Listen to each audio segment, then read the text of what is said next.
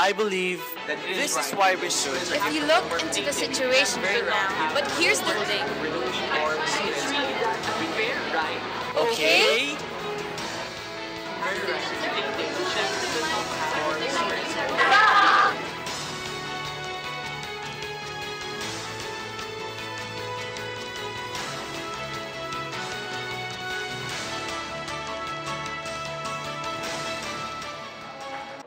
It is inevitable to not face issues in our society today, whether it be big or small.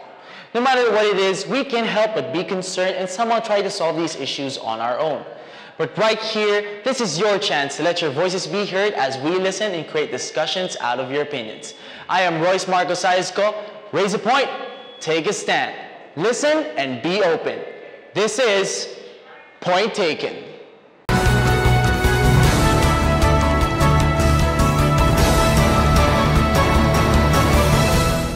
As a generation of digital technology, social media has been a part of everyone's lives. It has become more than just a medium to keep in touch with our loved ones and stay updated with today's latest news.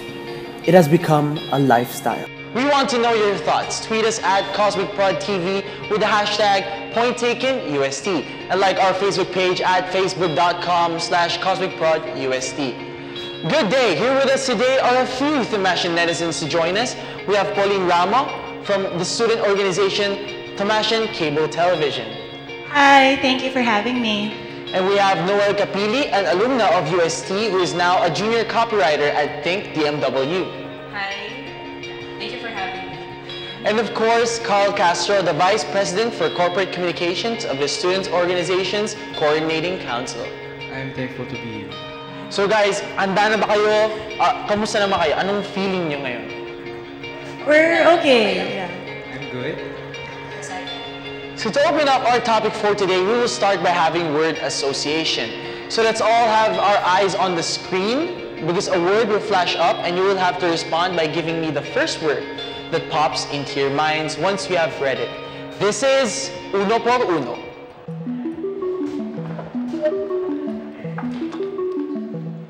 So pagkatapos mag-flash yung word, i-explain nyo kung ano yung first word na lumabas sa isip nyo. Is that clear? Yes. Okay.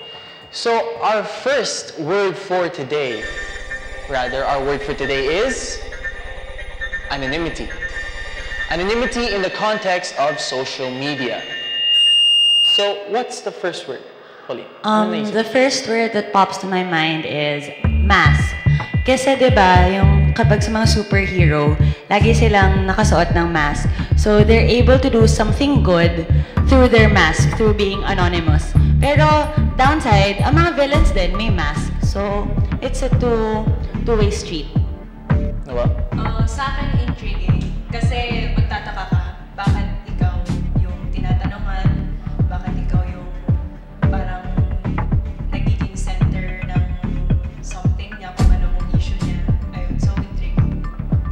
Carl? For me, the first word that would pop into my mind would be two-faced. Kasi you would be anonymous. Why? Maybe because you don't want to show anyone that side of yours, or you're afraid that people would react negatively to what you're going to do or what you're going to say. So very mixed yung answers niya. Very diverse talaga. So thank you for voicing out your opinions. It was nice to hear what all of you had to say. Anonymity gives users more confidence to say anything they want to say, but reduces the self-esteem of those who are affected negatively by anonymous users. As you can see, one word does not only have a single definition for everyone, and one issue does not trigger only one opinion. We have heard the opinions of our three guests, and when we come back, more points on anonymity on social media will be raised here on Point Taken.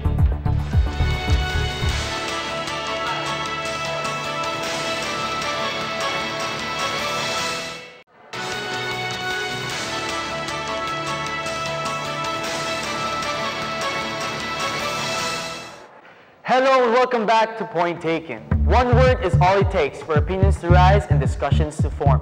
Before the break, our guests let us know what they first thought about when reading the word anonymity in the context of social media. Will our guests change their views about the issue or have more to defend once a different side is introduced? So a short recap of their answers. Pauline answered Mask. mask. Noah answered Intriguing. intriguing. And finally, Two-faced. two-faced. To further continue the discussion, we presented the word anonymity to selected Themasians, just like what we did to our guests. Instead of responding with one word only, they each responded by giving an intelligent question for you to answer today. Right now, each of you are required to answer the questions one by one. The others are free to raise points after the person answering is done speaking. It is now time for Focal Point.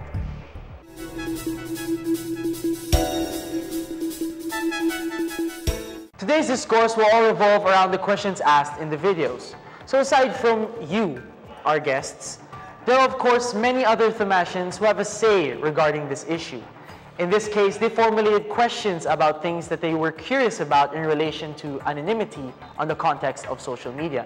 Patricia Leonardo has helped us find a few Themasians who had questions about this issue. Here is the first question. Let's watch the video. Hello, Themasians. I am Patricia Leonardo, and I will be roaming around UST, asking students about the first question that pops into their minds when they hear the word anonymity. Currently, I am here at Plaza Mayor, looking for the first student who will give us our first question. Okay, what's your name? I'm Denise. Okay, Denise, what is your question for our guests? Is it fair to generalize Ask FM users as firm and with a strong personality? Thank you, Denise, for that question. Back to you, Royce. So ang first question natin is it fair to summarize Ask.fm users as firm or with strong personalities? Pauline. I think it's not fair because I think a lot of them might be just bandwagoners. Yung tipong nakikiuso lang na since uso yung Ask FM, hindi gagawa na rin lang ako para uso rin ako. Ganon. Okay. Sa akin, hindi rin siya fair kasi may ibang gumagawa ng Ask FM para lang mang-bash ng ibang may account din ng Ask FM. So parang for the hate lang. So it becomes a tool for hate parang talaga. it's a tool for hate. Okay. For me, it's not fair to generalize people because we have different personalities and attitudes na di naman tayo lahat same lang ng attitude and characteristics. So it still depends on the person. Pero do you think na meron talagang firm or strong personality, brave, kumbaga, na Ask.fm users? Feeling ko, oo. At so, kailangan nilang maging brave kasi gagawa sila kahit na may it be for hate or para makiuso or para lang ilabas yung personality nila. Brave sila kasi questions are thrown at them eh. So, nasa kanila pa rin yun kung sasagutin nila. So, I think they become brave kapag sinasagot na nila yung tanong. Okay. What do you guys think? Yun, brave din yung mga sumasagot. Lalo na yung sobrang below the belt na yung mga tanong. Tapos, sinasagot pa rin with grace or finesse na minsan dinadaan sa joke. Parang mas napapatunayan niya dun sa nambabash sa kanya na hindi ako magpapatalo sa'yo, pero hindi ako mag-stoop down sa ginagawa mo sa akin.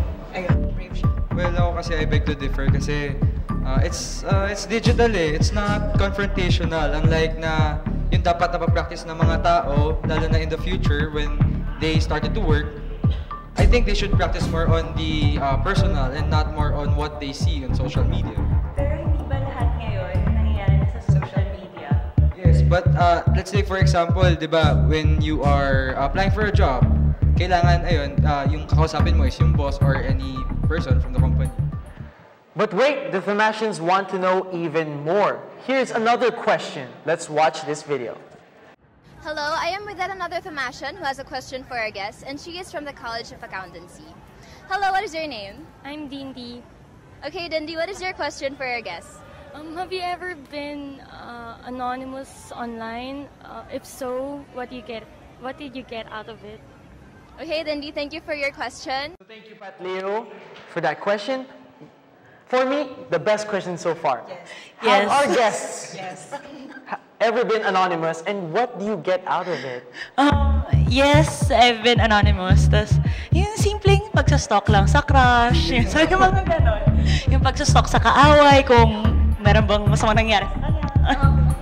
Oo, yung mga ganon lang. Tapos, siguro what I get out of it is the enjoyment of finding out things and them not knowing na nalalaman ko kasi nga anonymous ako.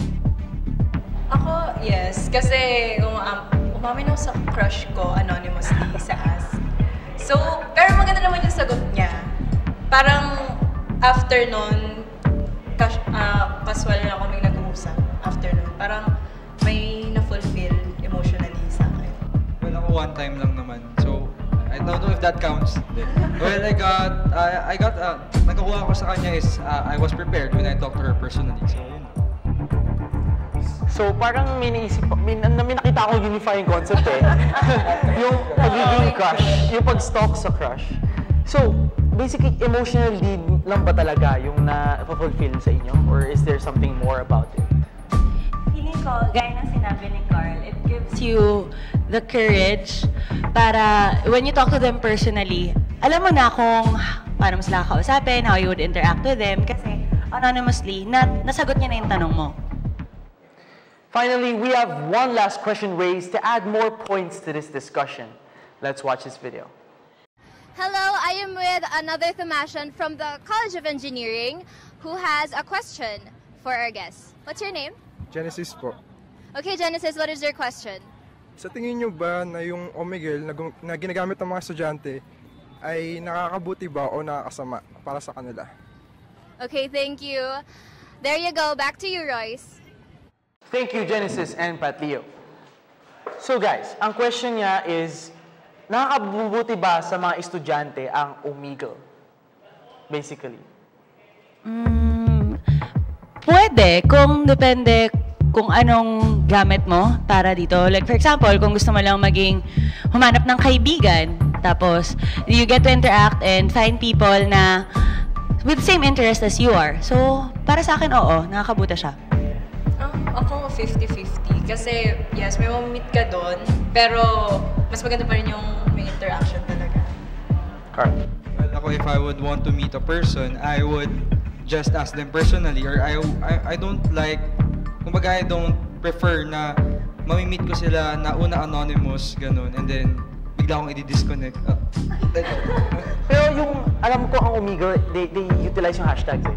Yeah. To find people with common interests. So yeah, mas nafe-filter out kung sino yung makaka-interact mo. So, parang, yun nga, nalaman mo kung sino lang yung gusto mong makaka-interact. Okay, there you go, ladies and gentlemen. Nasabi na nila ang points nila, and that's all the questions that we have for today. Let's see what Pat Leo has to say about all of this. Let's watch this video. There you have it, Thomasians. Thank you to everyone who has given us their questions. Don't forget to tweet us with your thoughts at CosmicProdTV with the hashtag PointTakenUSD. Also, like our Facebook page, CosmicProdUSD, and follow us on Twitter and Instagram at CosmicProdTV. This has been Patricia Leonardo for Focal Point.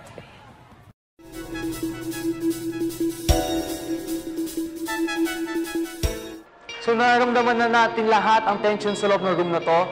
Lahat ng opinion ay naduduktungan ng iba pang opinion. Kaya naman nagkakaroon din tayo ng maayos na discussion. So we will take another short break, but when we come back, we will watch a brief documentary about a student's experience with anonymity on social media and wrap up today's discussion as we listen to our guests' closing thoughts. Don't go anywhere because Point Taken will be right back.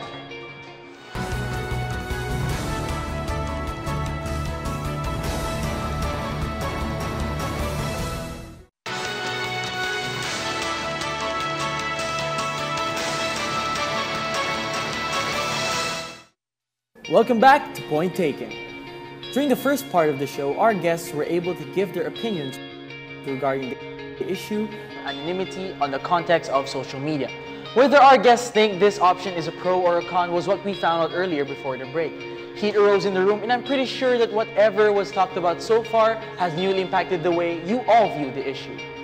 After watching this short documentary / reenactment about the student with direct experience on the issue, will your views change or will they grow stronger?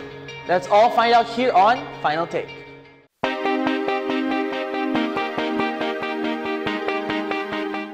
This man is a photographer and a former external vice president of the College of Fine Arts and Design Student Council. Let's all watch her story.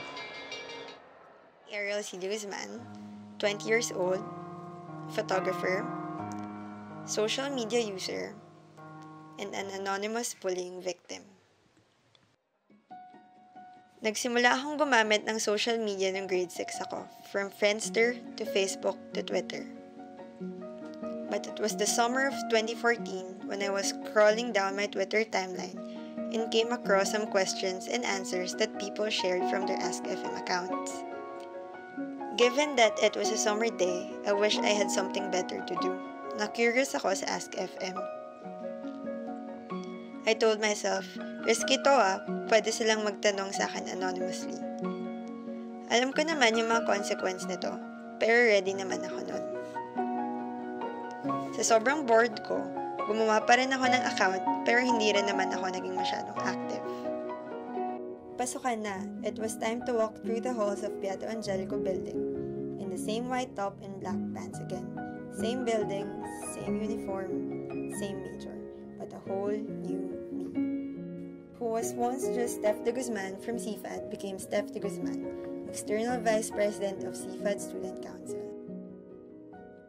From running as an independent candidate, I was elected and then became a part of the executive board. Nag-start ako maging active talaga sa Ask FM nung nanalo ko for council kasi dun talaga dumami yung questions sa akin. Mostly hate questions, yung iba affirmations, tapos yung iba about sa pagiging CFAD. Ito na yung mga hate ask. Nung una, sobrang nasaktan ako sa mga hate questions. I really felt bad, especially when I got questions regarding my personal life compared to the hate questions I got related to my position in the council na hindi ko naman dinamdam. Why all this hate? Is it because I am a very opinionated person? Is it because sometimes I tweet about anything that comes to my mind? Or is it because I am intimidating in person? Tao lang din naman ako, hindi ko naman napapansin lahat ng bagay.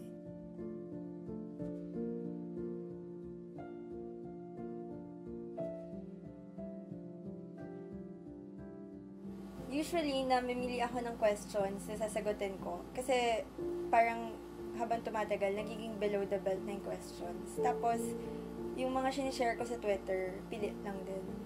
Kapag nakakita ko ng hate questions, I really feel bad. Iniisip ko kung sasagutin ko ba or ibablock ko ba. Nasasaktan ako kasi parang ganun pala talaga tingin sa akin kahit anong gawin ko. On the other hand, may mga times na ina-affirm ako ng mga tao or dinadefend ako. Pero personally, yung pagdidefend sa akin, I don't think it's necessary. Though thankful naman ako sa tao na yun. Pero the reason kasi that I answered those questions is because I can handle myself. Kasi when you really think about it, I have the choice to answer them or ignore the people that gusto lang mang-hate. Dahil sa Ask FM, nagkaroon din ako ng iba't ibang personality.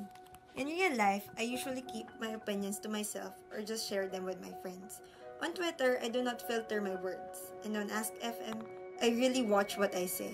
When it comes to responding to hate questions, I make sure that they do not receive a simple answer, but an answer that will get back at them hard. I first started Ask FM out of boredom, and I can definitely say that it did kill my boredom. In general, nakakatuwa siya. Kasi parang may mga tao pala talaga na interested sa life mo, tapos may mga tao na hate ka pala talaga. Parang in a sense, na-feel ko na important ako. Kahit nung una, nagkakaroon pa ako ng hard feelings. Eventually, na-realize ko na ganito naman talaga ako as a person. And clear naman sa akin kung anong gusto kong gawin in life, which is what's important. That is why I shouldn't feel affected as much anymore. I can say that Ask FM is for people that can handle haters. Kasi it's an anonymous ask site, so you have to expect it. At some point, you're gonna get haters. Doon nagkakaroon ng lakas ng loob mambuli yung mga tao na hindi kayang sabihin straight to your face what they don't like about you. Kahit anong gawin mo, whether it's good, it's bad, wala kang gawin, neutral, may masasabi at masasabi sila. So, parang at some point, stop trying. Kasi, whatever happens, whatever you do, they're just gonna say anything they want. So, ma-judge ka pa rin naman. So, why try? What's the point? Sa lahat ng nasaktan, nasasaktan, at masasaktan ng Ask FM, you should always remember that what those anonymous asks does not define who you are as a person or who you will be in the future. So you just have to stay strong and not let it define you.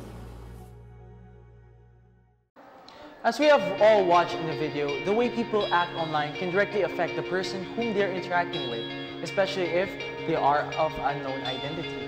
After watching this, what can you say now? Sobrang brave niya, yun yung masasabi ko. Kasi kung sa akin nangyari yun, personally, feeling ko magde-deactivate ako ng account.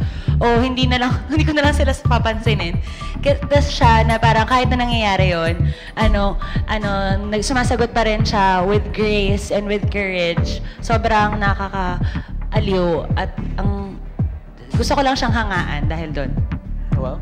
Ako nakaka-relate ako sa kanya kasi lagi din ako nagana sa ask. So, ayun, ang tapang niya rin na kaya niyang sagutin yun. Tapos minsan feeling ko puro joke. Siguro may joke siyang sinasagot para mas lalong maano yung hater na hindi ako magpapatalo sa'yo. All I can say is she's firm with what she answers, and that's something to look up to, and it takes responsibility para to ask those kind of questions carefully. So thank you. Do you have any last messages to our viewers? With great internet connectivity comes great power and responsibility. No, but kidding aside, gusto ko lang sabihin na use the internet wisely kasi whatever you put out there, it will always be there forever kahit i-delete nyo na siya. So, at saka ang dami nyong matatamaang tao kahit na hindi nyo sinasadya. So yun. Ayun, sobrang showbiz ng sagot, pero deadmahin na lang yung bashers na anonymous. Kasi anonymous na naman sila eh. Hindi ka naman nila talaga kilala. Sa akin, don't be drawn by your emotion when you post something on the internet kasi everyone will see it in a snap. Kahit i-delete mo pa yan, ayun, there will still be person who have seen it. So that is it for today's episode. Thank you so much to our guests, Pauline, Noel, and Carl. This has been Royce Marcos Go. We hope that you learned something today. Continue to raise a point. Take a stand. Listen. And be open. This has been Point Taken.